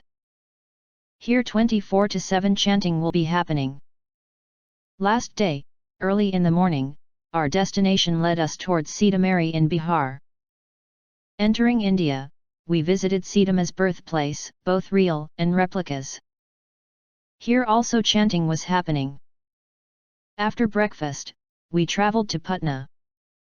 After lunch, we reached the airport. Bangalore's touchdown happened at 9:30 p.m. Hema Seti, 7 journey from broken dreams to giving wings to countless dreams. How do we typically perceive individuals with disabilities? As mere subjects of sympathy and pity, as simply those who need to be taken care of, or looked after. That's precisely how the disabled folks have been victims of flagrant stereotyping and set notions for centuries altogether. How about taking a journey, which attempts to explore how several such individuals have been waging a war to smash these stereotypes? Individuals, who not only have battled out their own adversities with utmost grace and dignity, but are even emerging as a ray of hope for numerous others like them. One such inspiring personality, who we came across is Ms. Purna Sabdi from Delhi, whose journey truly symbolizes determination, dedication, and a strong will to transform lives. Ms. Sabdi, through her brainchild Oct-Dec, has been working relentlessly towards helping disabled folks attain financial independence and empowerment. A brief insight into her life. Ms. Purna Sabdi has had a flourishing corporate career for more than 20 years, which includes her stints with radio shows and production coordination. Her flight to accomplish her ambitions and aspirations took her around the globe. All seemed smooth, till life threw some real challenges and tribulations her way. She was diagnosed with uveitis in 2008, owing to which she was administered heavy doses of steroids. This gave rise to further complications. And as an outcome, several side effects surfaced. She developed glaucoma, cataract, and she underwent a series of surgeries, following which there was a complete sight loss around 2013. Did it all stop here? Not really. Her afflictions aggravated, when in 2016 she was diagnosed with collagen autoimmune disorder and was told that she may not see 2017. All thanks to her phenomenal and dedicated team of doctors, she somehow survived after going for multiple therapies. Acceptance, they say, is the stepping stone to your rehabilitation journey. But did this acceptance come with ease? Of course not. Ms. Sabdi says that she had to struggle immensely to come to terms with this newly acquired identity of hers. Her experience was as enduring and demanding as it could be. Going from a free-spirited and independent woman to someone who was compelled to rely highly on others, she was robbed of her sense of independence and self-reliance. However, what kept her driving was the constant support from her family and society, the guidance which she seeks from divine, and certainly, the warrior inside her. Oct-Dec and its vision. Oct-Dec, a word originating from Hindi, literally means a war cry. The idea took birth, as she set out on a journey to alter lives and leave a mark with her unwavering willpower and determination. This venture saw the light of day and embodies her vision to aid and assist disabled fellows in fulfilling their dreams and goals. Under the umbrella of Oct-Dec, Ms. Sabdi has mustered an army that comprises of people with multiple disabilities. This includes folks with blindness, autism, hearing impairments, cerebral palsy, etc. She joined hands with numerous such individuals and groups running small businesses to provide them with a platform in order to be able to expand their reach. The brand has brought these people and their work into the limelight and is helping them showcase their work to a larger set of consumers. These enterprises broadly focus on manufacturing handcrafted, chemical-free, and natural self-care products, handmade sling bags, pouches, etc. Addition of a blind pianist to their family is another move that they have lately made in the same direction. Someone who not only teaches folks with disabilities but also helps non-disabled individuals in realizing their desire to learn the instrument. Encouraging and motivating more and more disabled people to be a part of the corporate world is another area that she feels strongly for. Belonging to the corporate world herself, she aims to bridge the existing gaps and achieve greater acceptance and creation of enhanced opportunities. Over the years, several individuals have been struggling to make this world a better place for individuals with disabilities. Ms. Sobti, through Oct-Dec, envisions doing the same by simply transforming mindsets and changing people's attitudes.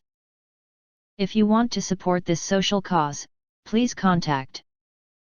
Email, prerna.sobti@gmail.com. Phone, 8527391724. 8. Operation Warp Speed, the untold story of the COVID-19 vaccine. How an unlikely group of scientists, generals, and government officials supercharged the effort to get us back to some kind of normal. On a chilly day in mid-April 2020, Moncef Slaoui, the retired head of the vaccine department at the pharmaceutical giant GlaxoSmithKline, was sitting by his unopened pool in Gladwine, Pennsylvania, when his phone rang. The hopeful hint of spring in the air belied the dark desperation that suffused the world as the COVID-19 pandemic raged and the world's wealthiest country struggled to figure out a way forward. The caller was Jim Greenwood, a former Republican congressman from Pennsylvania who, since 2005, had served as the CEO of the trade association BIO, short for the Biotechnology Innovation Organization. Greenwood was reaching out after getting a call from Secretary of Health and Human Services Alex Azar. He had an urgent question for Slaoui. Do you think that if you had unlimited resources, money, and people we could have a vaccine against COVID-19 widely available by the end of the year? On one level, Slaoui was an unlikely recipient of such a call. He was no fan of Donald Trump, and of course, Trump had no use for anyone who didn't support him. Slaoui had never even been a Republican. He was an immigrant from Morocco, one of 4 siblings, all of whom got either their PhD or their MD, even though neither parent had gone to college. His childhood was a time of rampant repression. Slaoui's memories of high school in Casablanca included frequent student strikes followed by army clampdowns. When he headed to the Free University of Brussels, he became part of the Moroccan Student Union, a Marxist group that wanted to make Morocco a more populist and democratic country. Slaoui, who is fluent in English, French, and Arabic, speaks in a measured and cosmopolitan manner that can mask strong passions. At that time, his passion was politics. For several years, he did little academic work, spending his time instead on activism. After finishing his PhD in 1983, he spent 2 years as a postdoctoral fellow at Harvard and Tufts University. In 1985, he made his way back to Belgium when his first wife, an immunologist, was recruited by Glaxo Wellcome, which was trying to develop an HIV vaccine. Slaoui was still enough of a socialist to view the pharmaceutical industry with disdain. But as he watched his wife's work, he began to realize how world-changing vaccines could be. To Slaoui, vaccines held out more promise to help people than politics ever could. He'd often tell people that vaccines had saved more lives than any other tool in history. In 1988, Slaoui began to work for what would eventually become GlaxoSmithKline. Today, the company is called GSK. Over the ensuing decades, he helped develop vaccines against genital herpes, human papillomavirus, rotavirus, pneumococcal bacteria, malaria, H1N1, Ebola, and more. In all, he supervised 7 vaccines through development, an unrivaled accomplishment. When the Ebola virus hit West Africa in 2014, Slawi's division put everything else aside to make a vaccine quickly. It took only 7 months to have the vaccine ready for a phase 1 trial, in which the drug is tested for safety in otherwise healthy people. This is the first of 3 phases needed to get a drug approved by the FDA. But while the Ebola outbreak killed more than 11,000 Africans, it had largely subsided by the time GSK's vaccine was developed. Left with little demand, GSK took a hit in the stock market.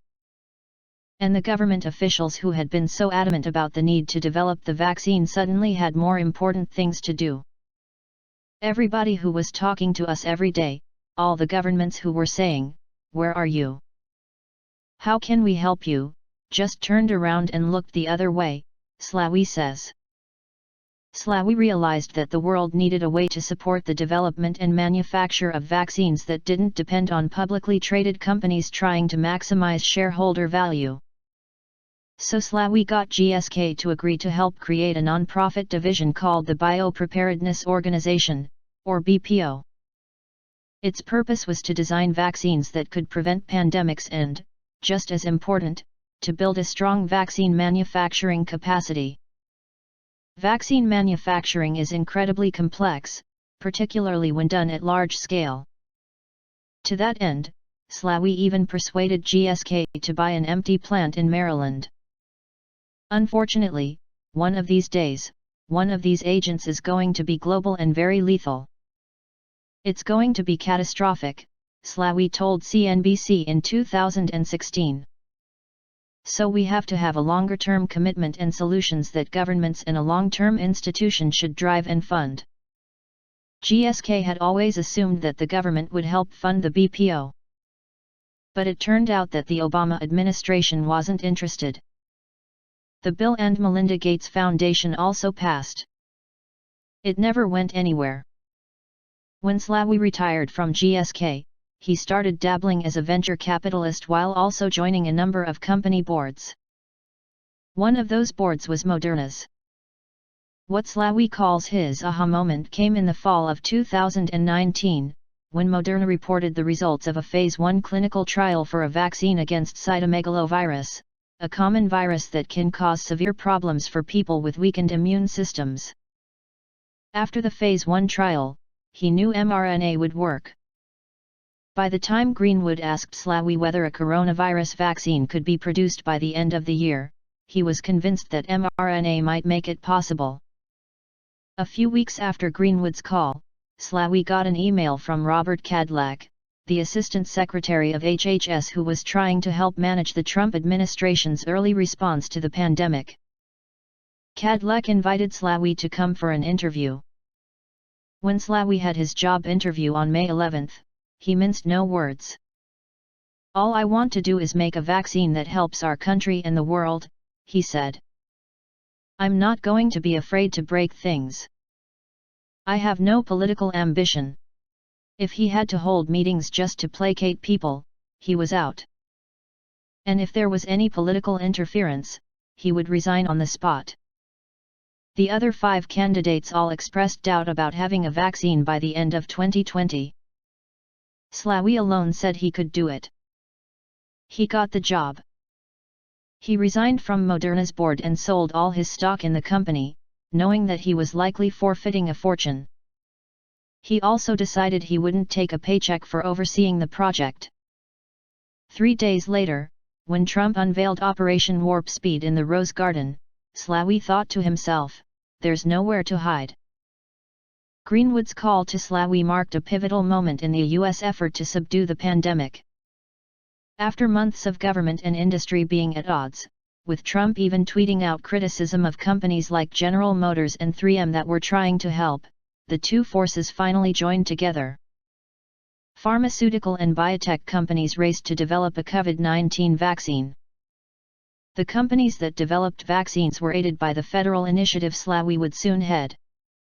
Without the government's involvement, some companies would no doubt have succeeded in developing COVID-19 vaccines. But it would likely have taken years. I think history will remember this as an all-of-government and all-of-America approach to solving a societal problem, says a former FDA civil servant. We were able to cut through a lot of barriers, including bureaucratic barriers. It will be remembered as proof of concept that we can break down silos. Carlo de Notar Stefani, a longtime pharmaceutical executive who joined Warp Speed to run manufacturing, says, "For me, the number one learning is that government alone cannot resolve a pandemic, and industry alone cannot. You need to bring the two together." Trump announced the formation of Operation Warp Speed on May 15, 2020, laying out a goal of making 100 million vaccine doses available by November and 300 million by January 2021. He was flanked by Slawi and General Gustav Perna, the former head of the Army's Materiel Command, who would serve as the chief operating officer. Although most scientists remained doubtful that a safe vaccine could be produced that quickly, Slawi said that he had seen some early trial data that gave him a measure of confidence. "We will do the best we can," he said. That May 15 press conference marked one of the few times Trump had any significant involvement in Operation Warp Speed. That may help explain why it was the administration's one true COVID-19 success story, and ironically enough, as one person involved argues, that may also explain why Warp Speed could only have worked under Trump. Few other presidents would have been so hands-off. Warp Speed was devised by people who had been marginalized by the White House, and it was carried out, for the most part, by people like Slawi, who thought the mission was so important they put aside their distaste for the president. "I think 99% of us voted Democratic," says one person who was involved. The marginalized officials included HHS Secretary Azar and his Assistant Secretary for Preparedness and Response, Oct-Dec. Azar had made many enemies in the Trump administration even before the pandemic hit. There was a steady stream of rumors that he would soon be fired. As for Oct-Dec, he had served at the White House from 2002 to 2005 as the Director for Biodefense on the Homeland Security Council and had helped craft the bill that created the Biomedical Advanced Research and Development Authority, BARDA.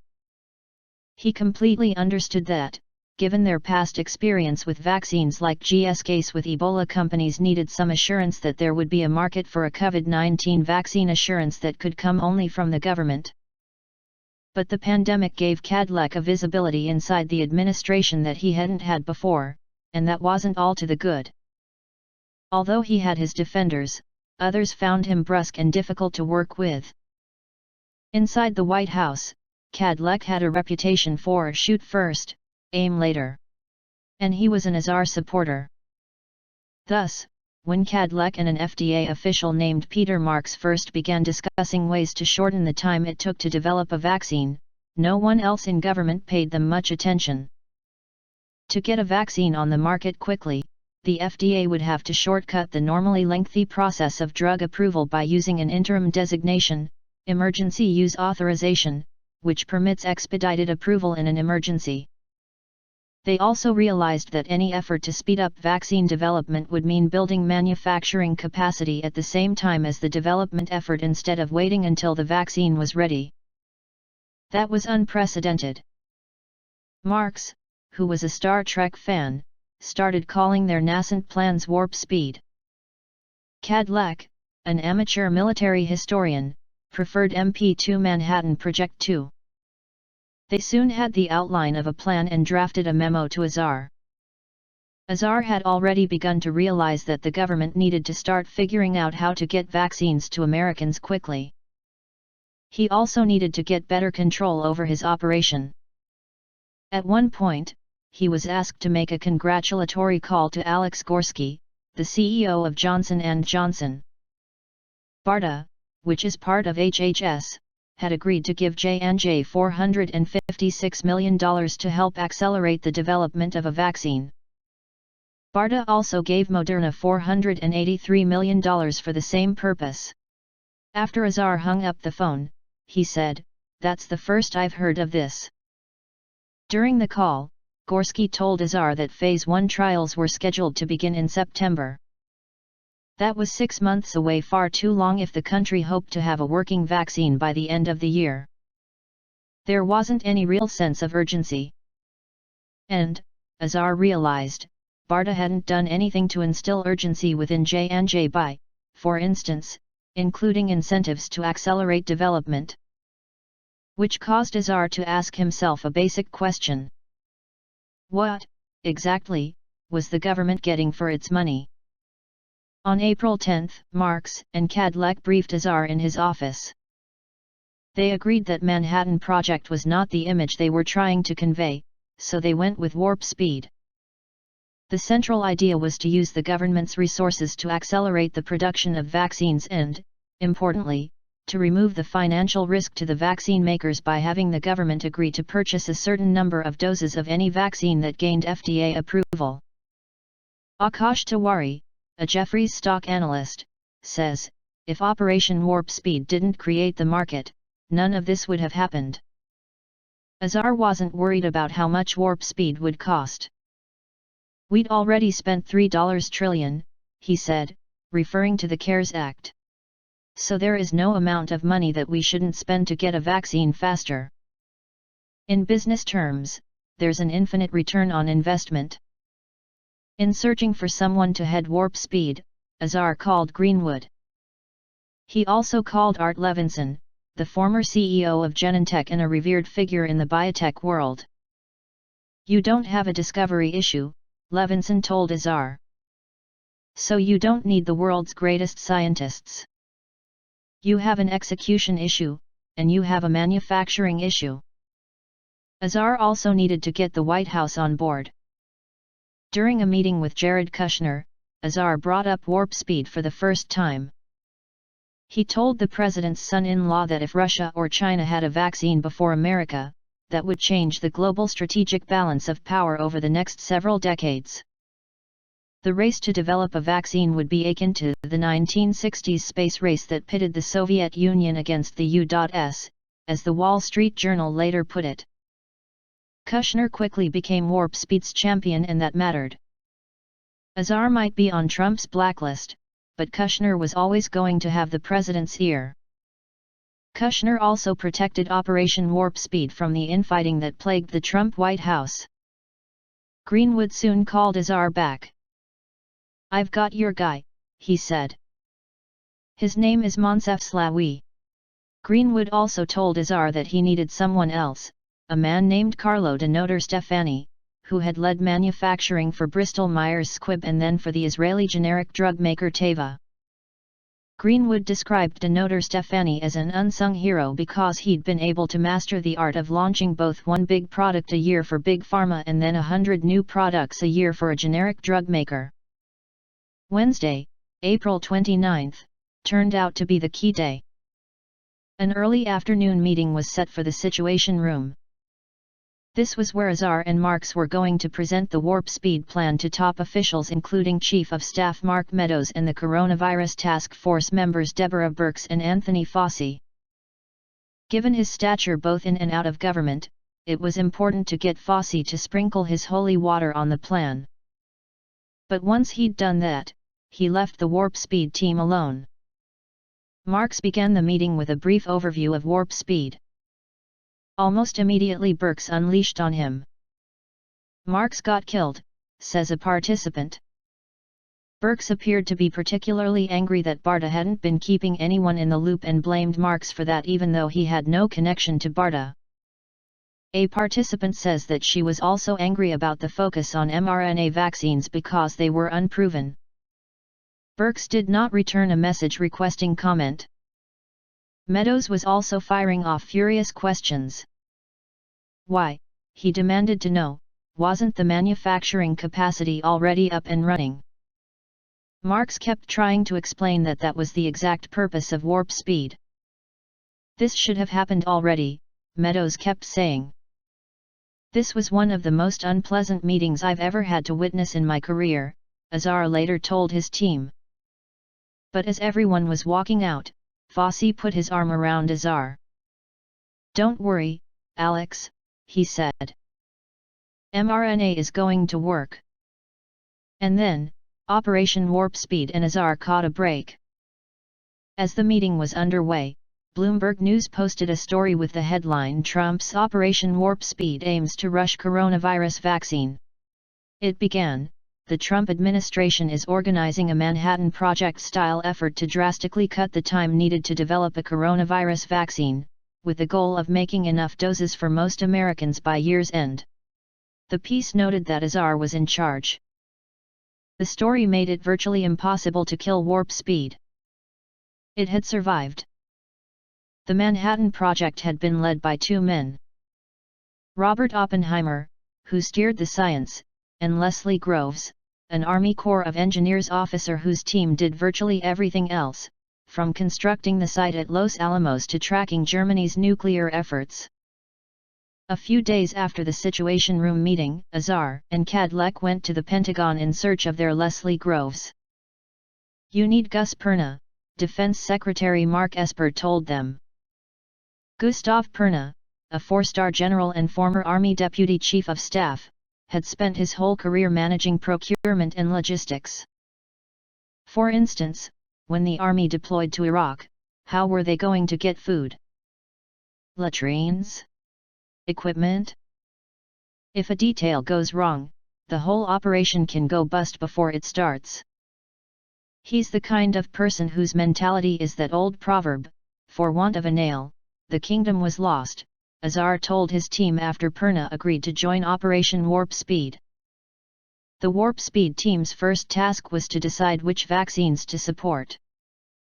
A meeting to discuss the issue quickly bogged down in arguments, with Birx in particular continuing to raise objections about mRNA, according to several participants. Slaoui simply put an end to it. He announced that they were going to hedge their risks by supporting 3 different vaccine development platforms. mRNA, viral vector vaccines, which use a modified version of a different virus to deliver instructions to people's cells. And protein subunit vaccines, which contain pieces of the problematic virus along with another ingredient that helps the immune system respond to that virus. He then told the others which companies Warp Speed would be supporting. Moderna and Pfizer, which had cut a deal to partner with BioNTech for the mRNA platform. Johnson & Johnson, Merck, and AstraZeneca for the viral vector vaccine. And Novavax and Sanofi for the spike protein platform. Slaoui was unapologetic about taking control. "This was the most important and most far-reaching decision we had to make," he says. "If the ones we selected weren't successful, it would be total failure." The only vaccine candidate that wasn't fully Slaoui's choice was AstraZeneca's. Oxford University, which had a crack vaccine team at its Jenner Institute for Vaccine Research, had already begun a clinical trial for a vaccine it was developing. AstraZeneca was its distribution and manufacturing partner. And the press was already calling the Oxford-AstraZeneca vaccine a winner. That made Azar think about Birx's demand for a non-mRNA vaccine, so he put Oct-Dec and Marx in charge of negotiating a deal. On May 21, Operation Warp Speed gave AstraZeneca $1.2 billion in exchange for 300 million doses, so long as its vaccine got FDA approval. That came out to about $4 a dose. The company insisted that it would not make a profit from the vaccine. When Azar called Trump to tell him about the deal, Trump was furious. "Boris Johnson is going to kill me," he said, according to someone who was in the room. A few days earlier, Moderna announced that its vaccine had generated neutralizing antibodies in 8 volunteers. It was a tiny sample, and there was still plenty of skepticism. Nevertheless, Moderna's stock, which had sold for less than $30 a share back in April, shot up to $80. That evening, the company announced another stock sale. This time, it was able to raise more than $1.3 billion to help jumpstart its manufacturing capabilities. In total, Moderna received about $10 billion from the federal government. Each company got its own bespoke deal from Slaoui. Sanofi, which was collaborating with GSK, got $2.1 billion for 100 million doses. Johnson & Johnson got $1 billion for 100 million doses. As for Pfizer, with 2019 revenue of nearly $52 billion, it didn't need or want to be part of warp speed. It feared that partnering with the government would slow it down. Inside Pfizer, the quest to develop a vaccine with its partner BioNTech was labeled Project Lightspeed. You can have any resources you need, but you need to succeed, the company's CEO, Albert Bourla, told his vaccine team. And by the way, he added, my expectations on the timeline are far faster than anything you think is actually possible, and you have no excuse not to deliver, because any resource you ask for, you're going to get. But there was one thing Pfizer needed that only warp speed could supply. A guaranteed market. Even mighty Pfizer couldn't risk shareholders' wrath by making a huge investment that didn't pay off. Slawi took care of that in July, making a deal to pay the company $1.95 billion for 100 million doses. Although Pfizer insists it was not thinking about profits when it began its vaccine work, this deal nonetheless set the price of a dose at close to $20. Moderna's US price ended up being set around $16. Where was Warp Speed's money coming from? Lacking their own congressionally mandated funds, the team had to scramble. They pulled $10 billion from the CARES Act, which was there thanks to Treasury Secretary Stephen Mnuchin, who had added extra money to the Strategic National Stockpile in order to create a slush fund. They also pulled money from the hospital fund established by the CARES Act. Thank God for Stephen, Azar told a colleague. By late May, Slawi held a virtual meeting with the companies to discuss the next step. The Phase 3 clinical trials. We are preparing to run what may turn out to be the largest and fastest field efficacy trials in history, Slawi wrote in the invitation to the meeting. The trials would require finding, preparing, vaccinating, and monitoring 120,000 people over 6 months or more if Novavax and Sanofi got through their Phase 2 trials. It was important that the group be diverse, given the disproportionate effect of COVID-19 on communities of color. In normal circumstances, Phase 3 trials take years. Slawi wanted them done in a matter of months. In addition to dramatically speeding up the process, Operation Warp Speed had to find and equip all the clinical trial sites with hard-to-obtain personal protective equipment so that everyone involved in the trials would be safe. We basically have to go from an early adolescent company to a full adult company, skipping all of late adolescence, Moderna's Juan Andres later told Harvard Business School. Every minute mattered.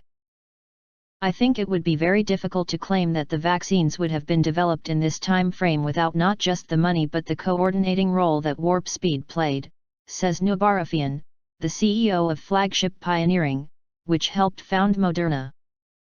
General Perna and Monsef Slawi brought a level of expertise and experience and logistical capability and, I'd say, a soft hard touch. A velvet stick, such that people had to behave. Nothing had ever been manufactured at either facility. We had to buy all the equipment, hire the people, train the people, install the equipment, and qualify the equipment before we could start making products, says Donatari Stefani. At Emergent alone, that meant hiring some 500 people. Even when you have the shell, to do what we did in 6 months normally takes 3 years. The Moderna facility the company had built years before wasn't big enough. Operation Warp Speed helped expand it. Warp Speed officials also booked all the capacity for 2020 and 2021 at a handful of contract manufacturers in order to ensure availability. We were lucky, because mRNA is a simpler process, given that it's chemical rather than biological. You are not trying to grow living things, says Slawi. But scaling it up is still an enormous challenge. Companies had to create the mRNA and then enclose it in that lipid nanoparticle. It's a very sophisticated technology, very difficult to develop and control, says Slawi. But once you have the process, it's relatively simple and low risk to execute. Because this was the first time mRNA had ever been used in a drug with full FDA approval, warp speed, and the companies had to figure out how the manufacturing process would work. All of it started from zero, says Afian. The logistical complexity was astounding.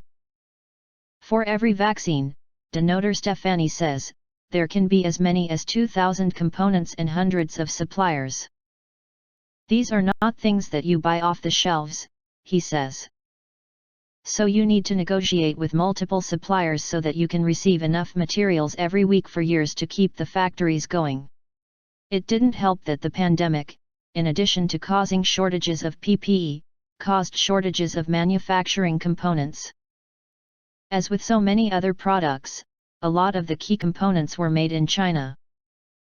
Everything was missing or in short supply, from the plastic bags that would hold a finished vaccine before it was put into a vial to the vials themselves, says Paul Mango, Azar's then Deputy Chief of Staff. This is an industrial mobilization story, not a vaccine development story. To get the necessary supplies, Operation Warp Speed began using the Defense Production Act, a law enacted during the Korean War that gives the government the power to order any company located in the United States to prioritize certain orders going to certain customers. In this case, it was used to get components to vaccine manufacturers. The glassmaker Corning, for instance, dedicated all its existing equipment to making the glass vials that would contain the vaccine. The lead time for plastic bags was 48 weeks, says Dr. Stefani, in what he says is just one of many examples. We needed them in 12 weeks. So, the expert from the Department of Defense goes into the supplier and looks at the manufacturing plant and, basically, orders the supplier to reprioritize their manufacturing and move the deliveries to the rated order ahead. Because these were all products used in the manufacture of drugs, this also involved another layer of coordination with the FDA to make sure that Operation Warp Speed didn't inadvertently cause shortages of other medications. Perna's team of Army logistics experts, meanwhile, worked hand in hand with pharmaceutical experts. Dr. Stefani had set up small teams of people, usually led by Army majors, inside most plants, to provide real-time information. There was always some crisis somewhere, some material that was late, and that would risk delaying manufacturing at some of the factories, he says. The Army was calling FedEx and UPS and saying, "Hey, this piece of machinery in Germany or Asia or wherever is going to take 4 weeks by boat," says Dr. Stefani. "Can you get it on a plane and get it to us in 48 hours? At that time, it could take 3 months to get a slot on a cargo plane. There was no capacity anywhere. So they were dispatching military cargo planes around the world to pick up transportable equipment. For those who came from the private sector, working with the Army was a revelation. It was honestly my best work experience," says Slawi. Dr. Stefani, for his part, says he plans to use some of the lessons he learned in his private sector work. Through all of this, Warp Speed itself remained remarkably immune from political pressure. "I was surprised that we didn't get a lot of political interference," says Dr. Stefani. "That was my major concern. So frankly, it was good for me that we were left alone and almost forgotten to a certain extent." He adds, "I think it was mostly Alex Azar acting as a shield for the organization." Slawi says that he would get calls from people pushing vaccines and therapeutics that they knew were going to work. Jared would say please listen to them, so I'd listen to them and call him and say, "Crap no," he says. And that would be the end of it. About Kushner, he says, "The guy is fact-based and straightforward. He'd say, if this is what the science says, what the data says, then that's what we're going to do." He gained my respect. Of course, the big question was never far from anyone's mind. Would the vaccines work? And if they did, how well would they work? Moderna's and Pfizer's studies had 2 goals: to completely prevent infection and to curb severe hospitalization and death. Phil Dormitzer, who at the time was the chief viral scientist at Pfizer, notes that 44,000 people were enrolled in the company's Phase 3 trial. A number that large illustrated how significant the doubts were about the vaccine's efficacy, the measure of how many fewer people would avoid moderate and severe COVID-19 symptoms. The higher the anticipated efficacy, the smaller the trial you need, he says. We designed our trial based on an assumption of a 60% efficacy, which we picked because that's the efficacy of a well-matched flu vaccine.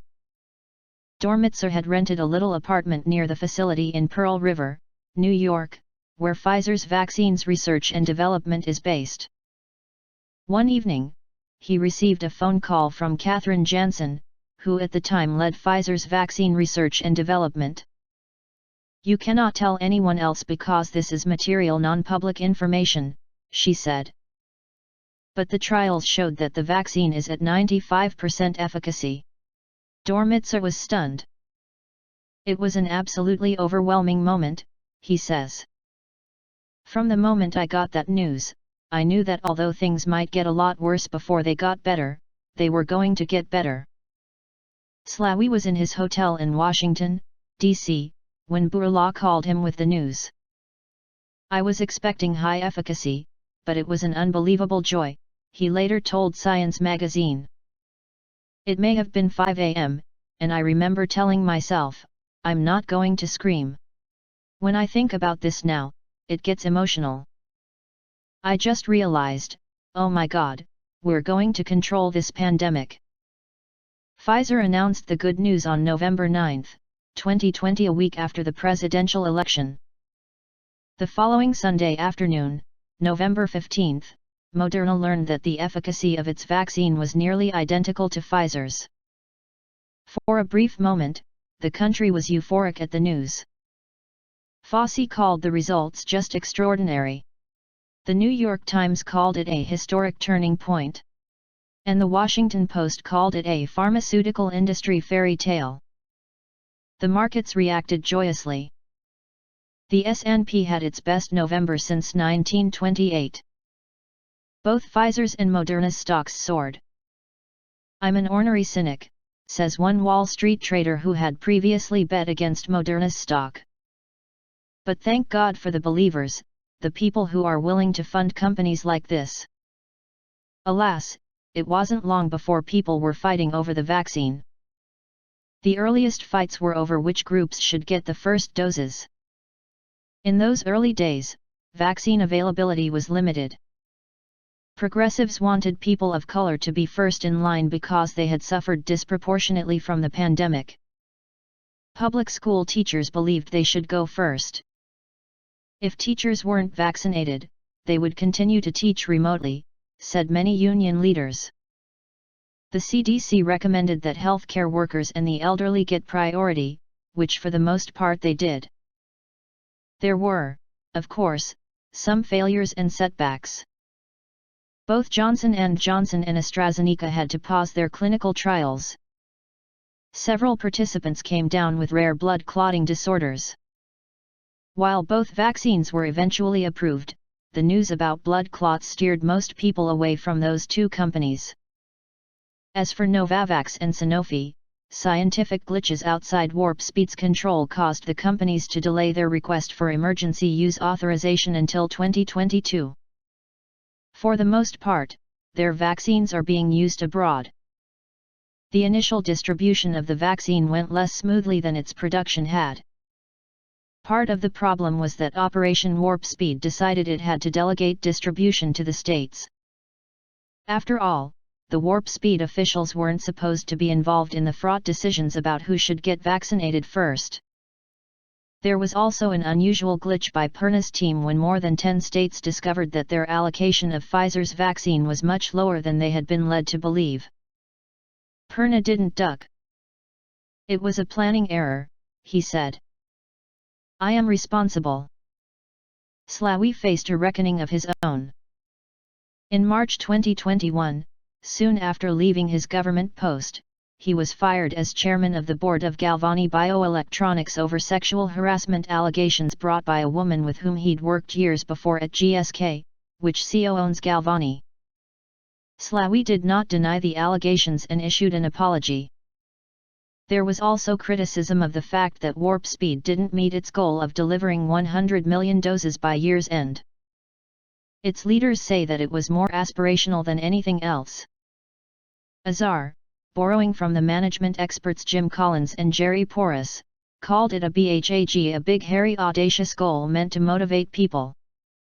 How do you define success, says one of Warp Speed's senior leaders. I knew we would never be able to get all the doses we wanted, but I was absolutely convinced that we would have enough doses for everyone in the US by mid-2021.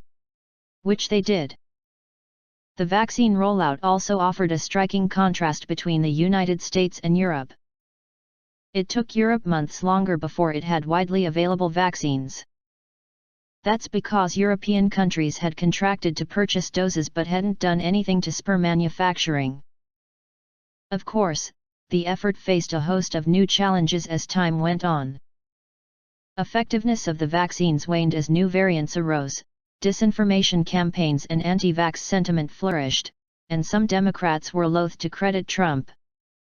For its part, the incoming Biden administration said it would retire the name Warp Speed, citing the urgent need to address the failures of the Trump team approach to vaccine distribution. To those who had worked so hard to get the vaccines out quickly, the move was both dismissive and inappropriately political. By focusing solely on the job at hand and by refusing to get distracted by politics, the Warp Speed team made vaccines available faster than anyone in human history, pulling off the one true triumph of America's battle against COVID-19 and saving millions of lives. Many things went wrong with America's response to the pandemic, but Warp Speed still stands as an unambiguous success. From the big fail. What the Pandemic Revealed About Who America Protects and Who It Leaves Behind by Joe Nocera and Bethany McLean, published October 17, 2023, by Portfolio, an imprint of Penguin Publishing Group, a division of Penguin Random House. Copyright 2023 by Joseph Nocera and Bethany McLean. 9 Mitra Jyothi News, October-December 2023. On October 5, 2023, Ms. Nivdatha, a senior consultant, legal counsel at Dell Technologies, shared her expertise and insights about the RPWD Act 2016 with Mitra Jyothi beneficiaries. She delved into the historical context of the RPD Act and its significance in the present day. Her session was incredibly enlightening. It provided our beneficiaries with a comprehensive understanding of the Act and shed light on their fundamental rights, empowering them in ways that are truly invaluable. She engaged with the audience, providing clear and concise explanations. The session was not only informative but also interactive and engaging. Honored a remarkable well-wisher. Mr. Satender Singh's visit to Mitra Jyothi. On the October 7, Mitra Jyothi was truly privileged to welcome Mr. Satender Singh, Deputy Collector of Puducherry. It was a homecoming experience for Satender, as he is more than a friend to Mitra Jyothi. His presence graced Mitra Jyothi with a renewed sense of inspiration and motivation, especially for our visually impaired students. During his visit, our students had the incredible opportunity for an insightful interaction with Mr. Singh, who shared his journey and experiences. His story is a testament to the power of determination and the incredible heights our community can achieve. We're immensely proud of Mr. Satender Singh and grateful for his visit, which reinforces our commitment to nurturing and empowering individuals with visual impairments. Mitra Jyothi celebrated White Cane Safety Day on October 15, 2023. White Cane Safety Day is celebrated globally on October 15 since 1964. For those who walk in darkness, the white cane is not just a stick, it's a symbol of independence, guide, and their constant companion. In short, it's their lifeline. The students of Mitra Jyothi showcased their incredible spirit and determination as they walked the streets of HSR layout with placards, spreading a powerful message about the significance of the white cane in their lives. With grace and resilience, they navigate a world that often underestimates their abilities. On the second Thursday of October, the world comes together to observe World Sight Day by shedding light on a global issue close to our hearts: blindness and vision impairment. In 2023, the theme was Love Your Eyes at Work. It's a powerful global call to corporate leaders everywhere, urging them to prioritize their employees' eye health and recognize the vital role vision plays in their lives, especially at the workplace. The Lions Club of HSR, Bengaluru, took a significant step by visiting Mitra Jyothi on October 16, pledging their unwavering support to our mission to inspire and empower visually impaired individuals. Our incredible students showcased their talents with a small cultural program that left a lasting impact. Jayalakshmi's captivating rendition of the invocation song moved all hearts in attendance. But the highlight of the day was a thought-provoking skit, performed by our students, focusing on the importance of inclusivity and acceptance of individuals with disabilities in society at large. It was a powerful reminder that everyone deserves an equal chance to shine, regardless of their abilities. Let's continue to spread awareness and understanding of visual impairment. Together, we can create a more inclusive and compassionate world. Embrace the spirit of Ayudha Puja at Mitra Jyothi. On the 21st of October, Mitra Jyothi celebrated Ayudha Puja with immense joy and devotion. This revered festival is dedicated to Goddess Durga, the mighty deity who conquered the demon Mahishasura in his buffalo form. Ma Durga harnessed the tools, skills, and capabilities of all the gods to triumph over evil. In the true spirit of this celebration, Mitra Jyothi staff cleaned their desks and surroundings, symbolizing purity and renewal. Adding to the festive charm, the team crafted a breathtaking rangoli at the entrance, infusing the occasion with a touch of artistry and creativity. A truly special moment during the festivities was when Krishna Uncle and Guru Sangamish performed the traditional puja, invoking the blessings of the goddess, for all the machines, equipment, and vehicles at Mitra Jyothi. It was an enriching and spiritually uplifting experience for all involved. Let's continue to harness the power of unity, artistry, and spirituality as we move forward on our mission to make a positive impact. Celebrated the journey of our 54th Digital Literacy Batch. November 4, 2023 was a memorable day for Mitra Jyothi as we bade farewell to the 54th Digital Literacy Batch at the valedictory function in Mitra Jyothi. Chief Guest, Drive. Sanjay Jain, a distinguished professor from the National Law School of India University, graced Mitra Jyothi with his presence. His wisdom added a touch of inspiration and motivation to the event. Talented students and dedicated trainers took center stage to share their heartwarming experiences and life-changing moments from their time at Mitra Jyothi. Their stories were not just inspiring but a testament to the impact of digital literacy in shaping brighter futures. The highlight of the evening was the incredible skit that students put together, giving a glimpse into a day in Mitra Jyothi. The passion, dedication, and determination of these individuals were truly commendable. The audience was deeply moved by their powerful performances. The evening resonated with the soulful melodies of songs that filled the air, reminding the incredible journey Mitra Jyothi and their students had together. Mitra Jyothi is excited for the students to embark on new adventures and continue spreading the light of knowledge in the digital world. On December 1, 2023, the Rotary Club, HSR Layout organized a dental camp at Mitra Jyothi in association with RV Dental College, Bengaluru. Dr. Deepti, faculty in charge along with a team of 6 young dental interns left our beneficiaries smiling.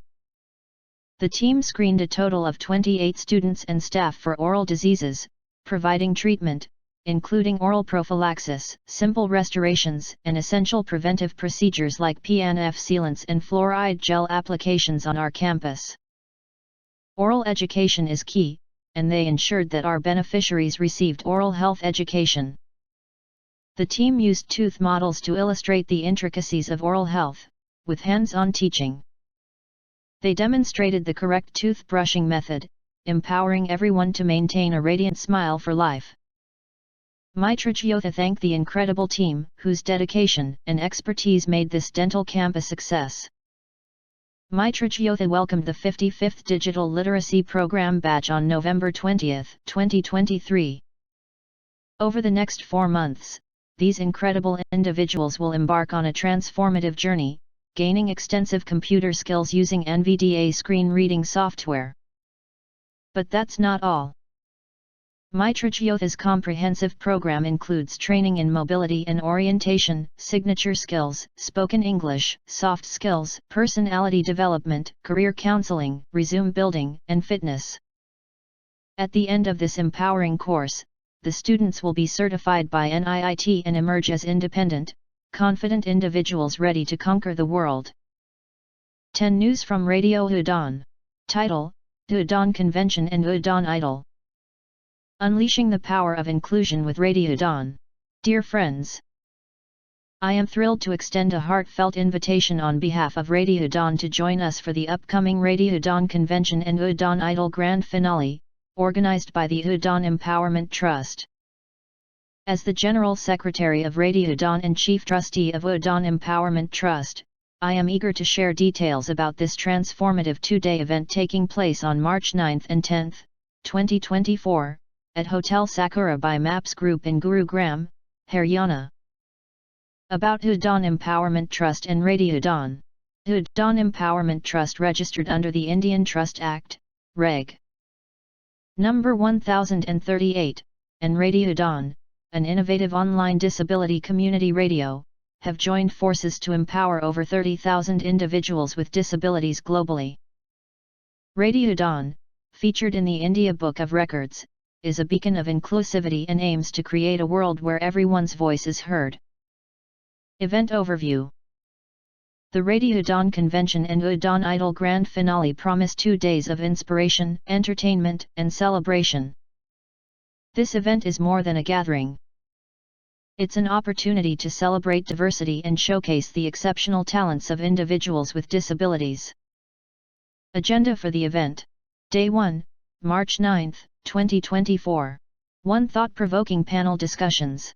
2 cultural performances by exceptionally talented artists. 3 recognition of outstanding radio jockeys, RJS.